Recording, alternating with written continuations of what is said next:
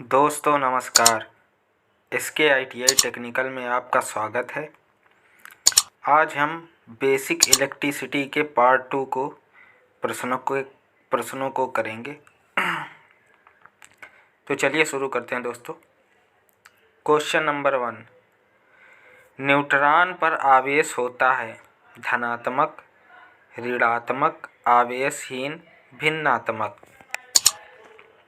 तो दोस्तों जो न्यूट्रॉन होता है उस पर जो आवेश होता है वह आवेशहीन होता है, और जो इलेक्ट्रॉन होता है उसका आवेश होता है निगेटिव, और जो प्रोटॉन होता है उसका होता है पॉजिटिव।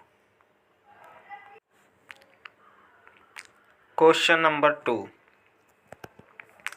विद्युत अपघट्ट में धारा का प्रवाह किसके कारण से होता है?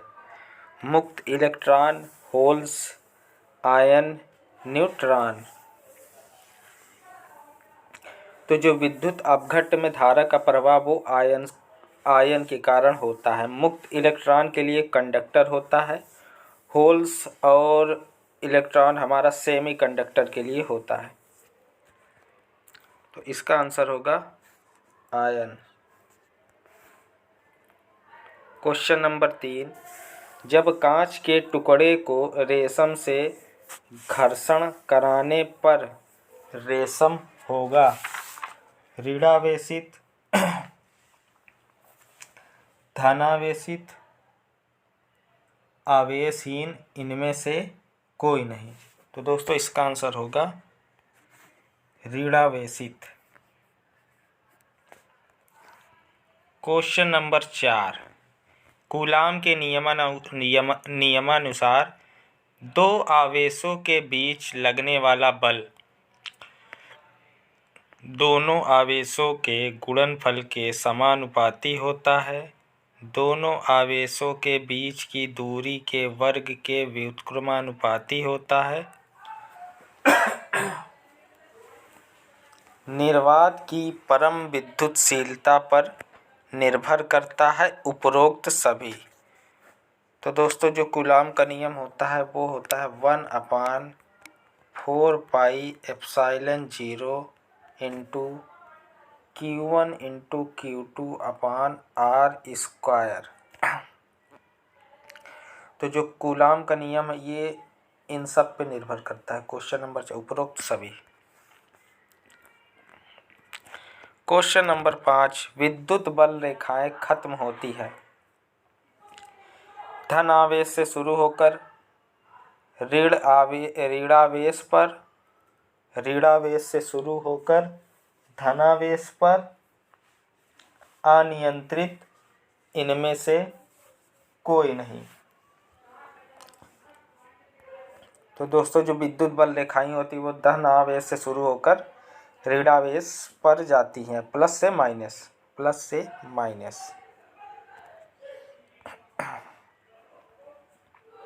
क्वेश्चन नंबर 6, किसी खोखले चालक के अंदर विद्युत क्षेत्र की तीव्रता होती है इकाई, 0, समान, असमान। तो दोस्तों इसका आंसर होगा 0।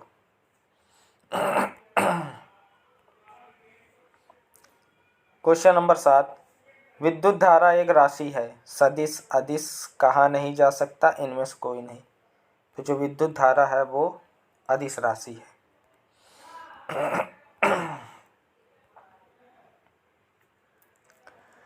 क्वेश्चन नंबर 8, निम्न में से कौन चालकता का मात्रक है? ओम, फैराड, साइमन, हेनरी। तो जो चालकता का मात्रक है ये होता है साइमन। हेनरी हमारा इंडक्टेंस का होता है, रेजिस्टेंस का ओम। जो फैराड है वो हमारा कैपेसिटर की इकाई है। साइमन को हम मोह भी कहते हैं। क्वेश्चन नंबर 9, किसी एल लंबाई के चालक को आयतन में बिना परिवर्तन किए 3L कर दिया जाए तो उसका प्रतिरोध R हो जाएगा। तो दोस्तों जो हमारा R होता है वो होता है रो एल बाई ए।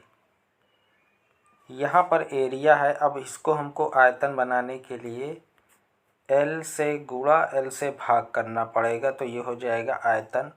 और यहाँ हो जाएगा L square.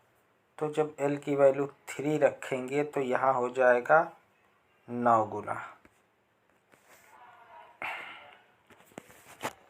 Question number 10, wheat stone सेतु संतुलन में कहलाएगा जब गैल्वेनोमीटर से प्रवाहित धारा होगी।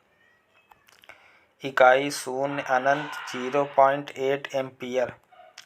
तो दोस्तों व्हीट स्टोन बैलेंस की कंडीशन में गैल्वेनोमीटर से कोई धारा प्रवाहित नहीं होगी।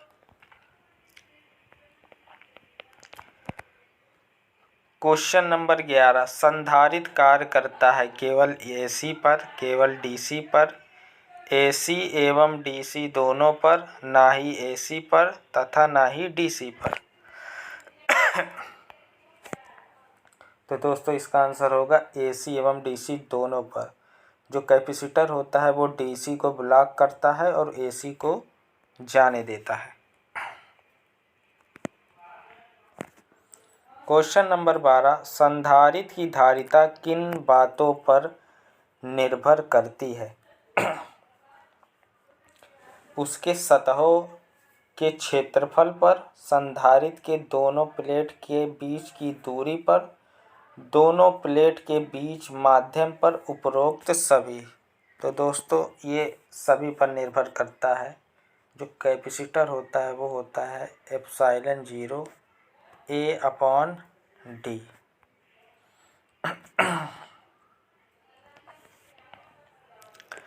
क्वेश्चन नंबर 13, एक बोर्ड ऑफ ट्रेड यूनिट किसके बराबर होता है? 3.6 गुणे 10 के घाते 5 जूल, 36 गुणे 10 के घाते 5 जूल, 0.36 गुणे 10 के घाते 5 जूल, 36 गुणे 10 के घाते 4 जूल। तो जो BOT होता है वो होता है 36 गुणे 10 के घाते 5 जूल। क्वेश्चन नंबर 14, निम्न में से कौन विद्युत धारा के चुंबकीय प्रभाव पर आधारित उपकरण है? गैल्वेनोमीटर, विद्युत घंटी, मोटर, उपरोक्त सभी। तो दोस्तों ये सभी जो है मैग्नेटिक इफेक्ट पर कार्य करते हैं। क्वेश्चन नंबर 15, किरचॉफ का प्रथम नियम किस राशि के संरक्षण पर आधारित है? संवेग, ऊर्जा, वोल्टता, विद्युत धारा। तो दोस्तों जो किरचॉफ का पहला नियम है वो होता है किरचॉफ करंट लॉ, और ये विद्युत धारा संरक्षण पर आधारित होता है और आवेश संरक्षण पर आधारित होता है। इसमें होता है एक नोड होता है, उस पे आने वाली और जाने वाली करंटों का जो बीजगणितीय शून्य होता है, बीजगणितीय योग शून्य होता है। क्वेश्चन नंबर 16, गैल्वेनोमीटर को वोल्टमीटर में तब्दील करने के लिए जोड़ते हैं। श्रेणी में निम्न प्रतिरोध, समांतर में निम्न प्रतिरोध, श्रेणी में उच्च प्रतिरोध, समांतर में उच्च प्रतिरोध। तो दोस्तों गैल्वेनोमीटर को वोल्टमीटर में तब्दील करने के लिए हम श्रेणी में उच्च प्रतिरोध को लगाते हैं, और यही वो गैल्वेनोमीटर को जब हमको अमीटर में बदलना होता तो हम समांतर में निम्न प्रतिरोध लगाते हैं। क्वेश्चन नंबर 17, धारिता एक राशि है, सदिश अदिश कहा नहीं जा सकता, कभी कभी सदिश अन्यथा अदिश। तो दोस्तों जो हमारा धारिता होता है वो अदिश राशि है। किसी चालक में चार्ज के गतिमान होने की दर को कहते हैं विद्युत धारा, वोल्टेज, आवेश, विभव। तो दोस्तों चार्ज के गतिमान होने की दर को हम कहते हैं विद्युत धारा। I Q/T। क्वेश्चन नंबर 19, 1500 वाट के हीटर द्वारा 4 घंटे चलने पर खर्च की गई ऊर्जा होगी। तो दोस्तों जो वह ऊर्जा होती है वो होता है kWh/1000। kW की वैल्यू है 1500 गुणे 4 अपॉन में 1000 अपॉन में 1000। तो ये हो जाएगा 15 चौका 60, 6000 बटे 1000। तो जब इसको काटेंगे तो ये हो जाएगा 6 यूनिट। क्वेश्चन नंबर 20, 200 वाट के 5 लैंपों द्वारा 50 पैसे पर किलोवाट आवर की दर से 4 घंटे में खपत की गई ऊर्जा का मूल्य होगा। तो दोस्तों यहाँ पर जो 1 यूनिट का खर्च है वो 50 पैसे है। तो अगर हम यूनिटों की संख्या निकाल लेंगे तो मूल्य कितना है ये पता चल जाएगा। 200 गुणे 5 गुणे 4 अपॉन में 1000।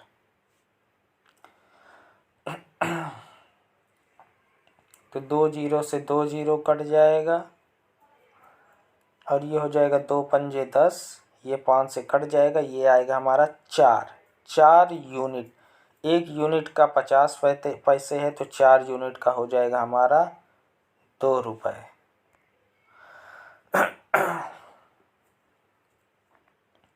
क्वेश्चन नंबर 21, जब एक उच्च प्रतिरोध को निम्न प्रतिरोध के श्रेणी में जोड़ा जाता है तो मिश्रित प्रतिरोध निम्न प्रतिरोध से अधिक होता है, उच्च प्रतिरोध से कम होता है, उच्च और निम्न प्रतिरोध के बीच की मात्रा के बराबर होता है, निम्न प्रतिरोध से कम होता है। तो दोस्तों इसका आंसर होगा निम्न प्रतिरोध से अधिक होगा, क्योंकि एक रेजिस्टेंस अगर ये 2 ओम का है, अगर इसके सीरीज में हम 4 ओम का रेजिस्टेंस लगा दें और इसको जोड़ दें तो हमारा जितना इक्विवेलेंट जो रेजिस्टेंस होगा वो 2 ओम से ज़्यादा आएगा।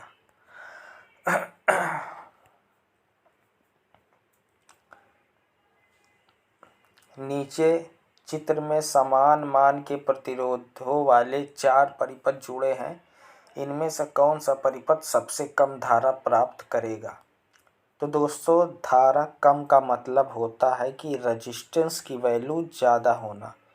तो इसमें 2 ओम है, ये 2 ओम ये 2 ओम पैरेलल में है, तो जो इसकी वैल्यू हो जाएगी वो हो जाएगी आधी। ये आधी हो जाएगी, 2 ओम पैरेलल में है तो ये हो जाएगा 1 ओम, ये 3 ओम, ये 4 ओम। तो जिसका प्रतिरोध सबसे ज़्यादा होगा उसमें करंट सबसे कम होगी। तो जो आंसर होगा वो हमारा डी होगा। क्वेश्चन नंबर 23, 10 ओम, 12 ओम, 24 ओम के 3 प्रतिरोध 250 वोल्ट सप्लाई से समांतर जुड़े, प्रत्येक प्रतिरोध का विभवांतर का मान होगा। दोस्तों पैरेलल में जो है हमारा वोल्टेज समान होता है, चाहे जितने भी हम रेजिस्टेंस पैरेलल में कनेक्ट कर दे सबका वोल्टेज समान होगा।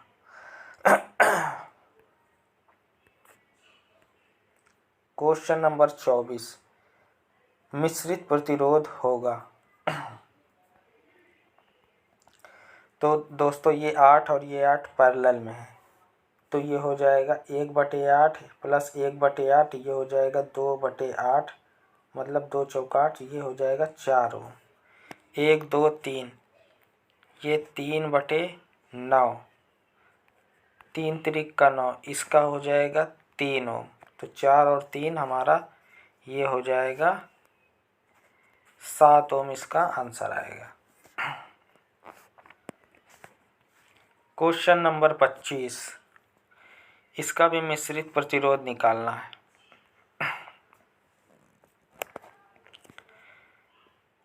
तो ये 4 और 6, तो 1/4 प्लस 1/6, इसका जो एलसीएम आएगा वो 24 आएगा। तो यहाँ हो जाएगा 6 + 4 / 24, तो 6 4 10, मतलब इसकी वैल्यू आएगी 2.4, ये 1.6 है। इसको सॉल्व करेंगे तो इसकी वैल्यू आएगी 1, तो 2.4, 1.6 और 1, ये हो जाएगा 6 4 10, 0 हासिल 1 2 1 3, तो टोटल हमारा जो रेजिस्टेंस आएगा वो आएगा 5 ओम। क्वेश्चन नंबर 26, चित्र में वोल्ट मीटर 2 की रीडिंग क्या होगी। तो दोस्तों 100 ओम का रेजिस्टेंस, 100 ओम का रेजिस्टेंस सीरीज में है, तो हमको 100 ओम के रेजिस्टेंस की रीडिंग पूछा है। तो दोस्तों जब प्रतिरोध समान है तो वोल्टेज भी बराबर दोनों में बटेगा, तो 125 वोल्ट 125 वोल्ट दोनों में बटेगा। चित्र में गोले नंबर 4 की रीडिंग क्या होगी। तो दोस्तों V की वैल्यू 24, R की वैल्यू आएगी हमारी 1/24 प्लस 1/8, तो दोस्तों हमारा एलसीएम आ जाएगा 24,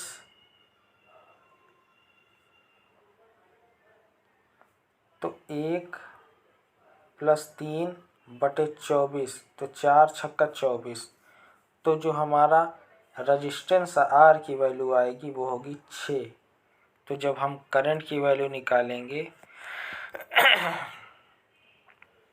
V = IR, V की वैल्यू 24 है, रेजिस्टेंस की वैल्यू 6 है, तो इसको काटेंगे तो 6 चौक 24, तो हमारा 4 एम्पियर।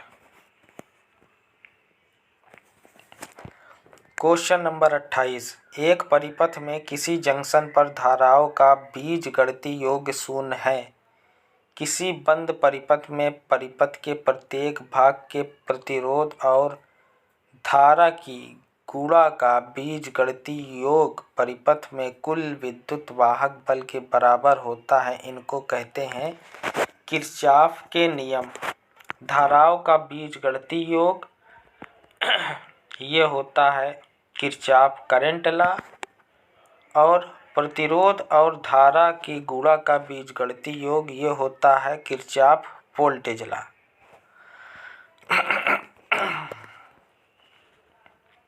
क्वेश्चन नंबर 29, एक संतुलित व्हीट स्टोन ब्रिज के लिए x का मान है। तो दोस्तों इसको करते हैं हम P/Q = R/S। तो ये हो जाएगा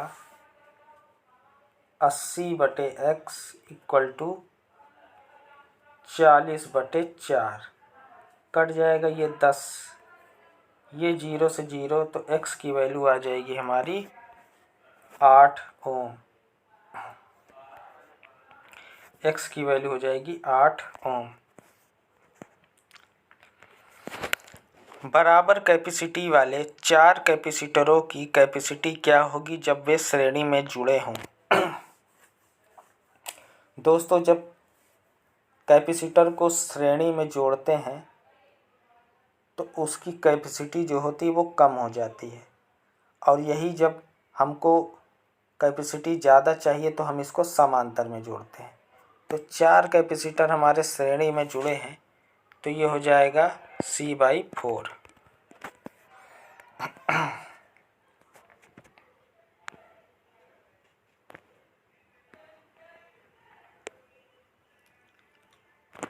क्वेश्चन नंबर 31, किरचॉफ के दूसरे नियम के अनुसार ईएमएफ का गणितीय योग शून्य होता है, वोल्टेज ड्रॉप का गणितीय योग शून्य होता है। वोल्टेज ड्रॉप का गणितीय योग प्लस ईएमएफ का गणितीय योग शून्य होता है। वोल्टेज ड्रॉप का गणितीय योग माइनस ईएमएफ का गणितीय योग शून्य होता है। तो दोस्तों जो किरचॉफ का नियम होता है वो वोल्टेज ड्रॉप का गणितीय योग शून्य होता है।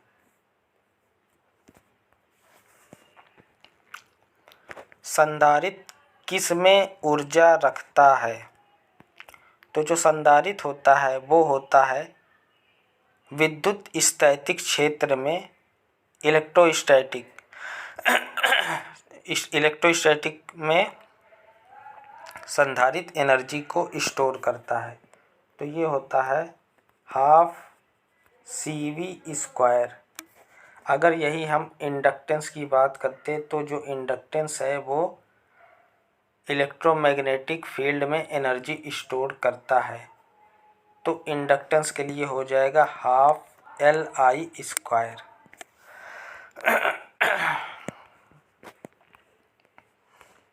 नीचे के चित्र के अनुसार धारा है। तो दोस्तों ये किरचॉफ का पहला नियम है।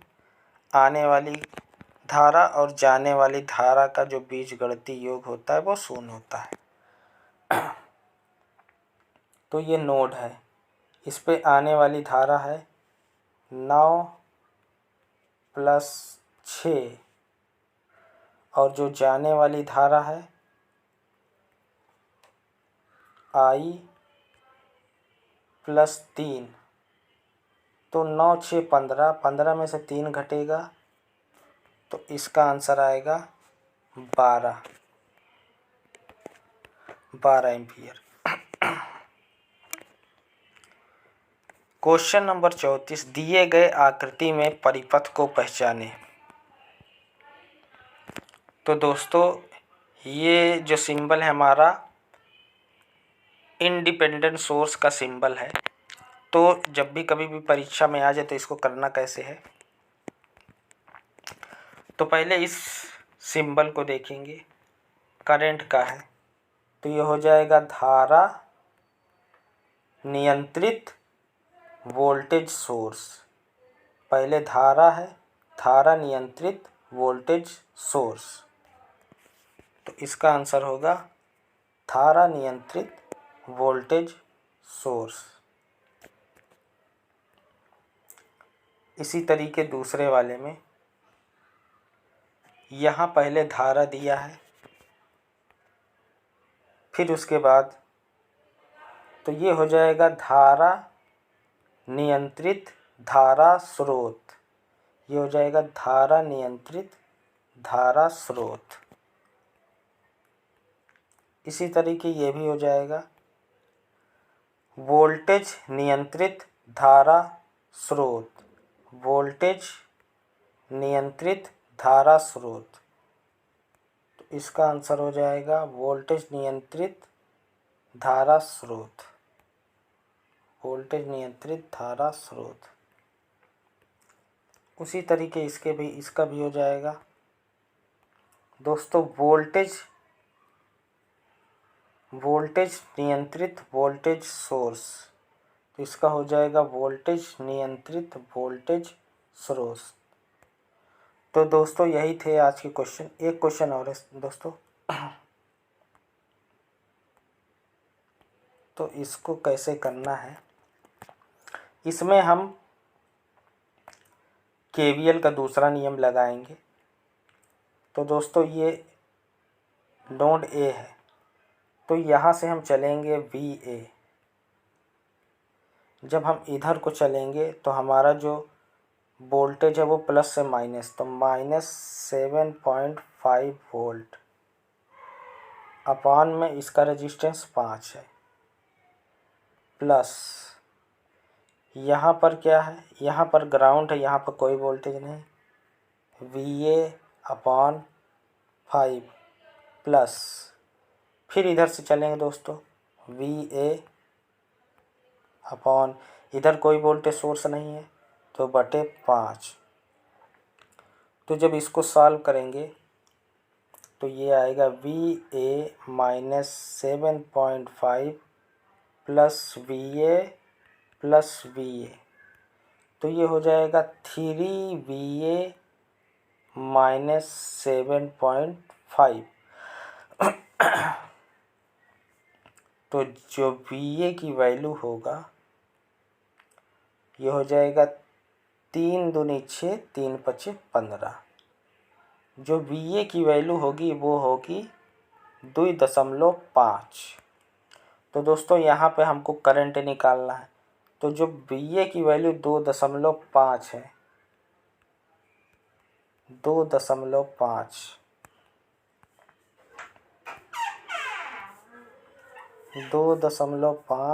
बटे 5, तो ये हो जाएगा 0.5 एम्पियर। 0.5 एम्पियर। तो दोस्तों यही थे आज के क्वेश्चन। वीडियो पसंद आई हो तो लाइक करें और दोस्तों चैनल को सब्सक्राइब करें। धन्यवाद दोस्तों।